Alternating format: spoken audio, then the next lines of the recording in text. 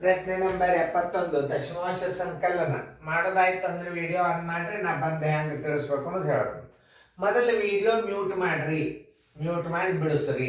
ಆತಂದ್ರೆ video on ಮಾಡ್ರಿ, ನಾ ಬಂದು ತಿಳಿಸ್ನು. ಬೋರ್ಡ್ ಕಡೆ ಲಕ್ಷ ಕೊಟ್ಟು ನೋಡ್ರಿ. ಇದು ದಶಮಾಂಶ ಸಂಕಲನ. ಇದನ್ನ ದಶಮಾಂಶನ ಹೆಂಗೆ ಹಚ್ಚಬೇಕು ಅನ್ನೋದು ನಾ ತೋರಿಸ್ತೀನಿ, ನೀವು ಲಕ್ಷ ಕೊಟ್ಟು ನೋಡ್ರಿ. ಇಲ್ಲೇ 13.3 ಪ್ಲಸ್ 1 ಇಲ್ಲಿ ಇಡಬೇಕು, ಬಿಂದು ತಳ ಬಿಂದು ಇಡಬೇಕು. 1.33 ಪ್ಲಸ್ 1.0033 ಪ್ಲಸ್ 1.0333 ಎಷ್ಟಾದ್ರು 4 ಸ್ಥಾನ. ಅದು ಇಲ್ಲಿ 4 ಸ್ಥಾನ ಮಾಡ್ಕೊರಿ, ಇಲ್ಲಿ 4 ಸ್ಥಾನ ಮಾಡ್ಕೊರಿ, ಕೂಡಿಸ್ರಿ.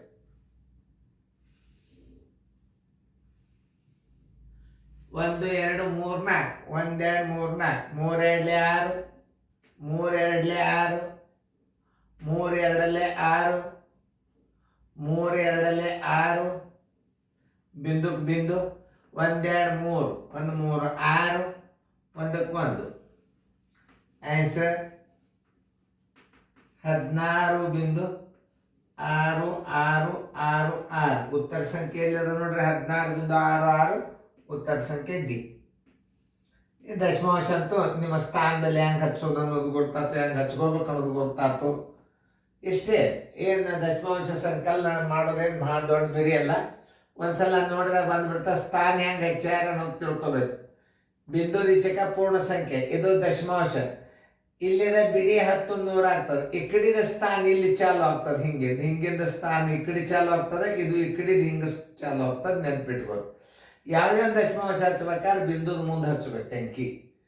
ಆಮೇಲೆ 2 ಸ್ಥಾನ ಇರ್ತಾರೆ, ಬಿಂದುದ ಮುಂದೆ 2 ಸ್ಥಾನ ಹಿಂಗಿಂದ ಹಚ್ಕೋಬೇಕು.